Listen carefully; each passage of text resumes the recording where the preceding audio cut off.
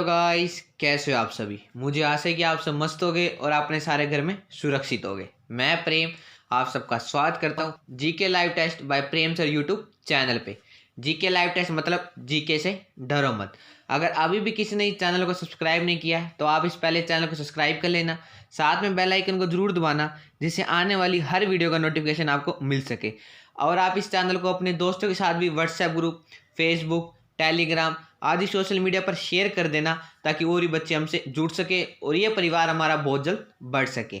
आइए आज की क्लास आप शुरू करते हैं। आज है हमारा मॉक टेस्ट 5 और आज भी हम इसके अंदर 25 क्वेश्चन डिस्कस करेंगे।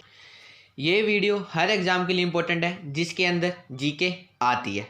ठीक है, मैं इसके अंदर हर एग्जाम के लेवल को लेकर चलूँगा, बस आप इस वीडियो को देखना और अपने दोस्तों के साथ भी शेयर करना। ठीक है, आइए आज की वीडियो आप शुरू करते हैं। आप इस वीडियो को अंत तक देखना। सबसे पहले जो मैंने कल आपको एक क्वेश्चन दिया था होमवर्क, उसका आंसर बताऊंगा, उसके बाद हम आगे 25 क्वेश्चन डिस्कस करेंगे। क्वेश्चन था, भारत के किस ओहदे को कार्यकारी प्रमुख माना जाता है? राष्ट्रपति के ओहदे को, राज्यपाल के ओहदे को, प्रधानमंत्री के ओहदे को या उच्चतम न्यायालय के प्रमुख न्यायाधीश के ओहदे को। अब आपको मुझे बताना है कि इनमें से किस ओहदे को कार्यकारी प्रमुख माना जाता है। किसके ओहदे को कार्यकारी प्रमुख माना जाता है? ये माना जाता है प्रधानमंत्री के ओहदे को। ठीक है, भारत के संविधान के अनुसार भारत का कार्यकारी प्रमुख प्रधानमंत्री तथा संवैधानिक प्रधान भारत का राष्ट्रपति होता है। ठीक है, आप इन दोनों को जरूर याद रख लेना। नेक्स्ट क्वेश्चन है हमारा, बिंदुसार का उत्तराधिकारी कौन था? अब आप मुझे फटाफट बताओ कि बिंदुसार का उत्तराधिकारी कौन था? चंद्रगुप्त मौर्य, सुसीम, दशरथ या सम्राट अशोक? इसका उत्तराधिकारी कौन था? इनका उत्तराधिकारी था सम्राट अशोक। ठीक है, मैं आपको देखो छोटा सा वो बताता हूँ। चंद्रगुप्त आपको याद हो जाएगा, चंद्रगुप्त का बेटा था बिंदुसार। क्यों? क्योंकि देखो चंद्रगुप्त के ऊपर बिंदु आती है, आपको याद हो जाएगा बिंदुसार। क्यों? क्योंकि बच्चों को बिंदुसार और बिंबिसार में बहुत कन्फ्यूजन होती है। चंद्रगुप्त के ऊपर बिंदु आती है तो उसका बेटा बिंदुसार था और बिंदुसार का बेटा अशोका था। ठीक है, आप इसको ऐसे याद रख लेना, आपको याद हो जाएगा।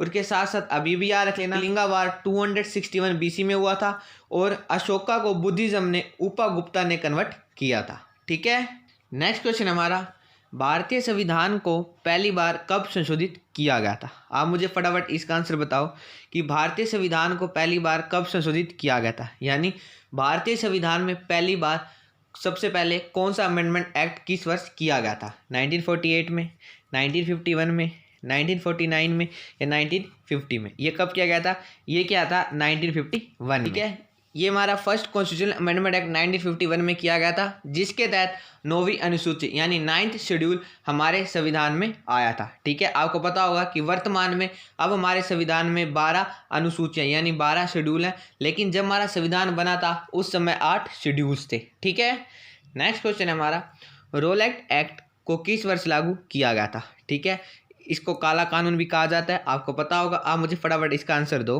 1910, 1915, 1917 या 1919 में रोलेट एक्ट को किस वर्ष लागू किया गया था? ये किया गया था 1919 में। ठीक है, और जलियांवाला बाग हत्याकांड 13 अप्रैल 1919 को हुआ था। नेक्स्ट क्वेश्चन हमारा, किस देश ने वस्तु एवं सेवा कर सबसे पहले लागू किया था? अब आप मुझे बताओ कि किस देश ने सबसे पहले जीएसटी यानी गुड्स एंड सर्विस टैक्स सबसे पहले लागू किया था? कनाडा, यूएसए, फ्रांस या इनमें से कोई नहीं? ये सबसे पहले किसने किया था? ये फ्रांस ने किया था। ठीक है, ये फ्रांस ने कब इम्प्लीमेंट किया था? ये 1954 ने सबसे पहले फ्रांस ने वस्तु एवं सेवा कर सबसे पहले लागू किया था। ठीक है, नेक्स्ट क्वेश्चन है हमारा, निम्नलिखित में से किस स्थान पर वोडियार राजवंश का शासन था? अब आप बताओ कि इनमें से किस स्थान पर इस राजवंश का शासन था? मैसूर, पटना, गुवाहाटी या जबलपुर? इसका क्या आंसर हो जाएगा?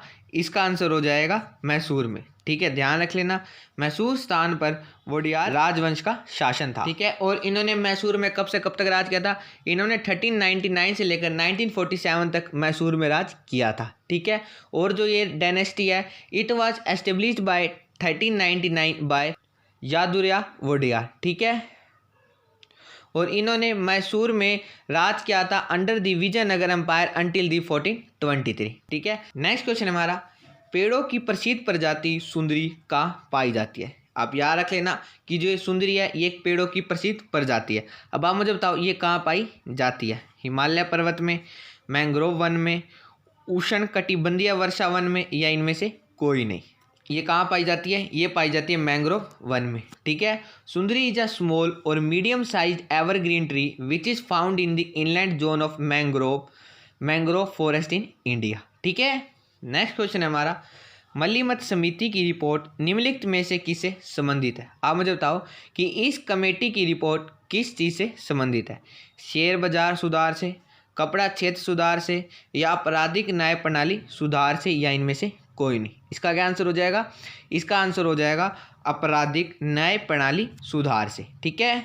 ठीक है। और इसी कमेटी ने रिकमेंडेशन दिया था कि it is the duty of state to protect the fundamental rights of all citizen, और the committee recommended for the review and reenactment of the IPC. ठीक है। आप इतना याद मत रख लेना, ये आपसे पूछ नहीं जाएगा, सिर्फ यही पूछा जाएगा इस समिति की रिपोर्ट किससे संबंधित है? वो थी आपराधिक न्याय प्रणाली सुधार से। ठीक है। नेक्स्ट क्वेश्चन है हमारा, 1564 में मुगल सेनाओं से लड़ते हुए गढ़कटका का बचाव करने के दौरान किस रानी की मृत्यु हो गई थी? अब आप मुझे फटाफट इसका आंसर चैट बॉक्स में दो कि 1564 में मुगल सेनाओं से लड़ते हुए गढ़कटका का बचाव करने के दौरान किस रानी की मृत्यु हो गई थी? रानी दुर्गावती की, रानी रुद्राबरा की, रानी मोहन आवर्ती की, या इनमें से कोई नहीं। इसका क्या आंसर हो जाएगा? इसका आंसर हो जाएगा रानी दुर्गावती की। दुर्गावती की 1564 में गढ़कटका की रक्षा के लिए मुगलों के खिलाफ लड़ते हुए मृत्यु हो गई थी, और रानी दुर्गावती 1550 से 1564 तक गोंडवाना की एक शासक रानी थी, और उनका जन्म चंदेल राजा कीरत राय के परिवार में हुआ था। ठीक है। नेक्स्ट क्वेश्चन है हमारा, दोराबजी टाटा द्वारा Tata iron and steel company की स्थापना किस वर्ष की गई थी? अब आप मुझे बताओ। टिस्को यानी Tata iron and steel company. ठीक है। आप इसकी फुल फॉर्म भी याद रख लेना, पेपर में फुल फॉर्म भी पूछ सकते हैं। इसकी स्थापना किस वर्ष की गई थी? 1910, 1907, 1913, या 1915 में? ये कब की गई थी? ये की गई थी 1907 में। ठीक है। नेक्स्ट क्वेश्चन है हमारा, बुरी आत्माओं को भगाने के लिए बुद्धों द्वारा किया जाने वाला कौन सा नृत्य हिमाचल प्रदेश के नृत्य का एक रूप है? ये क्वेश्चन पिछले पेपरों में पूछा गया है, और आगामी पेपर में ये क्वेश्चन हमारे पेपर में जरूर बनेगा। ये कौन सा नृत्य है? ये है छम। ठीक है। नेक्स्ट क्वेश्चन है हमारा, उच्चतम न्यायालय के पहले न्यायाधीश का नाम बताएं जिनके खिलाफ स्वतंत्र भारत में संसद में महाभियोग का प्रस्ताव पेश किया गया था। अब आप मुझे बताओ कि उच्चतम न्यायालय में के पहले ऐसे न्यायाधीश का नाम बताओ जिनके खिलाफ स्वतंत्र भारत में पार्लियामेंट में इम्पीचमेंट मोशन पेश किया गया था। जस्टिस वीर स्वामी के, जस्टिस महाजन, जस्टिस रामस्वामी, या इनमें से कोई नहीं। इसका क्या आंसर हो जाएगा? इसका आंसर हो जाएगा जस्टिस वीरा स्वामी रामस्वामी। ठीक है। आप इनका नाम जरूर याद रख लेना, ये क्वेश्चन बहुत बार पूछा गया है, और ये सुप्रीम कोर्ट के जज थे, और ऐसे पहले जज थे स्वतंत्र भारत के जिनके खिलाफ महाभियोग का प्रस्ताव पेश किया गया था। ठीक है। और इनके खिलाफ महाभियोग का प्रस्ताव लोकसभा में पेश किया गया था ऑन 10 मई 1993 को। नेक्स्ट क्वेश्चन हमारा, निम्न में से कौन सा तत्व एक उपधातु है? अब आप मुझे बताओ कि इनमें से ऐसा कौन सा एक तत्व है जो उपधातु है? टिन, फॉस्फोरस, सिलिकॉन, या इनमें से कोई नहीं। इसका क्या आंसर हो जाएगा? इसका आंसर हो जाएगा सिलिकॉन। ठीक है। याद रख लेना, ये एक उपधातु है। ठीक है। Boron, silicon, germanium, arsenic, antimony and polonium are metalloids. ठीक है। आप इन सारों को नाम को जरूर याद रख लेना, पेपर में पूछा जाएगा। और most microchips and microprocessor are made with silicon. ठीक है। नेक्स्ट क्वेश्चन है हमारा, किस गैस को उसकी ठोस अवस्था में सूक्ष्म वर्ष भी कहा जाता है? अब आप मुझे बताओ कि इनमें से किस गैस को उसकी ठोस अवस्था में ड्राई आइस भी कहा जाता है? नाइट्रोजन, हाइड्रोजन, ऑक्सीजन, या कार्बन डाइऑक्साइड? इसका क्या आंसर हो जाएगा? इसका आंसर हो जाएगा कार्बन डाइऑक्साइड। ठीक है। Dry ice is the common name for solid carbon dioxide. ठीक है। नेक्स्ट क्वेश्चन हमारा, 1026 ईस्वी में प्रसिद्ध सोमनाथ मंदिर पर हमला और लूटपाट किसने की थी? अब आप मुझे बताओ कि 1026 ईस्वी में जो प्रसिद्ध सोमनाथ मंदिर है उस पर हमला और लूटपाट किसने की थी? और आप सबसे पहले मुझे ये बताना कि ये सोमनाथ मंदिर किस राज्य में स्थित है? नादिर शाह ने, चंगेज़ खान ने, मोहम्मद गजनी ने, या मोहम्मद गोरी ने? ये किसने की थी? ये की थी मोहम्मद गजनी ने। ठीक है, अब याद रख लेना 1026 ईस्वी में प्रसिद्ध सोमनाथ मंदिर पर हमला और लूटपाट मोहम्मद गजनी ने किया था। ठीक है, और जो ये टेम्पल है ये किस लॉर्ड को डेडिकेटेड है? This temple was dedicated to lord Shiva. Next question हमारा, पुडुचेरी में पहली महिला पुलिस महानिदेशक कौन थी? ये क्वेश्चन भी हमारे पेपर में बहुत बार पूछा जाता है कि पुडुचेरी में पहली महिला पुलिस महानिदेशक कौन थी? कंचन चौधरी, किरण बेदी, सुंदरी नंदा या इनमें से कोई नहीं। इसका क्या आंसर हो जाएगा? इसका आंसर हो जाएगा सुंदरी नंदा। ठीक है, Puducherry will have its first women director general of police यानी DGP with as Sundari Nanda being appointed to the top post in 2019। ठीक है, उसके साथ साथ अब ये भी याद रख लेना Kiran Bedi the first women IPS officer of the country. Next question हमारा, 1876 में कोलकाता में किसके द्वारा इंडियन नेशनल एसोसिएशन की स्थापना की गई थी? अब आप मुझे फटाफट इसका आंसर दो कि 1876 में कोलकाता में किसके द्वारा इंडियन नेशनल एसोसिएशन की स्थापना की गई थी? बदरुद्दीन तैयब जी के द्वारा, शिशिर कुमार घोष के द्वारा, आनंद मोहन बोस के द्वारा या इनमें से कोई नहीं। इसका क्या आंसर हो जाएगा? इसका आंसर हो जाएगा आनंद मोहन बोस जी के द्वारा। ठीक है, Indian National Association was the first declared nationalist organisation founded in British India by Surendra Nath Banerjee and Anand Mohan Bose in 1876। ठीक है, और ये आईएनसी में मर्ज हो गई थी 1885 में। नेक्स्ट क्वेश्चन है हमारा, खेल नृत्य रूप थोड़ा का संबंध किस राज्य से है? तो सबसे पहले आप ये भी याद रख लेना, जो ये थोड़ा है ये खेल नृत्य है और इसका संबंध किस राज्य से है? हिमाचल प्रदेश, हरियाणा, पंजाब या इनमें से कोई नहीं। इसका संबंध किस राज्य से है? इसका संबंध हिमाचल प्रदेश से है। ठीक है, नेक्स्ट क्वेश्चन है हमारा, जे थॉमसन को किसकी खोज के लिए भौतिकी में नोबेल पुरस्कार प्राप्त हुआ था? प्रोटीन, इलेक्ट्रॉन, न्यूट्रॉन या इनमें से कोई नहीं। ठीक है, जो हमारी मोस्ट इंपॉर्टेंट डिस्कवरीज हैं वो भी मैं आपको बिल्कुल ट्रिक वाइज याद करवा दूंगा।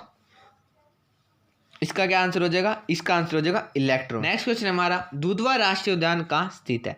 मुझे आशा है कि इसका आंसर तो आपको पता होगा कि दुधवा राष्ट्रीय उद्यान कहाँ स्थित है। हरियाणा में, पंजाब में, उत्तर प्रदेश में या इनमें से कोई नहीं। ये राष्ट्रीय उद्यान कहाँ स्थित है? ये है उत्तर प्रदेश में। नेक्स्ट क्वेश्चन हमारा, भगत सिंह, राजगुरु, सुखदेव को कब फांसी दी गई थी? अब आप मुझे बताओ कि इन तीनों को कब फांसी दी गई थी? 1930 में, 1931 में, 1933 में या 1935 में? इनको कब फांसी दी गई थी? इनको 23 मार्च 1931 को फांसी दी गई थी। ठीक है, वैसे फाइनल डेट थी 24 मार्च 1931, लेकिन इनको एक दिन पहले ही फांसी दी गई थी। नेक्स्ट क्वेश्चन है हमारा, निम्न में से कौन सा एक प्राकृतिक ग्रीन हाउस गैस नहीं है? अब आप मुझे बताओ कि इनमें से एक ऐसी गैस है जो ग्रीन हाउस गैस नहीं है। जलवाष्प यानी वाटर वेपर, मीथेन, नाइट्रोजन या कार्बन डाइऑक्साइड? इसका क्या आंसर हो जाएगा? इसका आंसर हो जाएगा नाइट्रोजन। नेक्स्ट क्वेश्चन है हमारा, वर्ष 1854 में भारत की पहली कपास मिल की स्थापना कताई मिल के रूप में कहाँ की गई थी? आप मुझे फटाफट इसका आंसर चैट बॉक्स में दो कि वर्ष 1854 में भारत की पहली कपास मिल की स्थापना कताई मिल के रूप में कहाँ की गई थी? मद्रास, दिल्ली, बॉम्बे या कोलकाता? इसका क्या आंसर हो जाएगा? इसका आंसर हो जाएगा बॉम्बे, मुंबई में की थी। ठीक है, नेक्स्ट क्वेश्चन है हमारा, कंप्यूटर में डाटा की सबसे छोटी इकाई कौन सी है? अब आप मुझे बताओ कि कंप्यूटर में डाटा की सबसे छोटी इकाई कौन सी है? गीगाबाइट, बिट, बाइट या इनमें से कोई नहीं। इसका क्या आंसर हो जाएगा? इसका आंसर हो जाएगा बिट। ठीक है, याद रख लेना कंप्यूटर में बिट डाटा की सबसे छोटी इकाई है। नेक्स्ट क्वेश्चन है हमारा, अर्थशास्त्र में आईपीओ से तात्पर्य क्या है? यानी इकोनॉमिक्स में आईपीओ की फुल फॉर्म क्या है? National public offering, initial public offering, inclusive property offer या इनमें से कोई नहीं। इसका क्या आंसर हो जाएगा? इसका आंसर हो जाएगा इनिशियल पब्लिक ऑफरिंग। ठीक है, जब पहली बार कंपनी कोई शेयर को इशू करती है तो उसको इनिशियल पब्लिक ऑफरिंग कहा जाता है। और आइए आज का हम एक मोटिवेशन कोट भी डिस्कस कर लेते हैं। कोट है, मानता कभी ना गिरने में नहीं बल्कि हर बार गिरकर उठ जाने में। ठीक है, मुझे आशा है कि आपको ये कोट अच्छा लगा होगा कि मानता कभी ना गिरने में नहीं बल्कि हर बार गिर उठ जाने में है। नेक्स्ट और आज का लास्ट क्वेश्चन हमारा, जिसका आंसर आप बच्चे मुझे कमेंट बॉक्स में देंगे कि हम्पी कोनेरू किस खेल से संबंधित है। आप मुझे फटाफट इसका आंसर देना कि ये किस खेल से संबंधित है। फुटबॉल, चेस, बैडमिंटन या इसमें से कोई नहीं। ठीक है, मुझे आशा है कि इसका आंसर सब बच्चे कमेंट बॉक्स में देंगे। आज की वीडियो में बस इतना ही। मुझे आशा है कि आपको वीडियो अच्छी लगी होगी। अगर आपको वीडियो अच्छी लगी है तो आप इस वीडियो को लाइक करो, ज़्यादा शेयर करो, ताकि और भी बच्चे हमसे जुड़ सके। अगर आपको इस वीडियो से रिलेटेड या अगर आपको अपनी स्टडी से रिलेटेड कोई डाउट है तो आप नीचे कमेंट बॉक्स में लिखना, मैं आप सबके कमेंट पढ़ता हूँ और रिप्लाई भी दूंगा। और हम बहुत ही जल्दी अपनी नेक्स्ट वीडियो में मिल लेंगे। अगर अभी भी किसी ने चैनल को सब्सक्राइब नहीं किया तो आप इस चैनल को सब्सक्राइब कर लो, साथ में बेल आइकन को जरूर दबाओ, जिससे आने वाली हर वीडियो का नोटिफिकेशन मिल सके, क्योंकि हर वीडियो आपके एग्जाम के लिए इंपॉर्टेंट है। मैं आपको विश्वास दिलाता हूँ, बस आप ज़्यादा सपोर्ट करो, अब आपको जीके जीएस में कोई भी परेशानी नहीं आएगी। जय हिंद, जय Bharat. Thank you and have a nice day.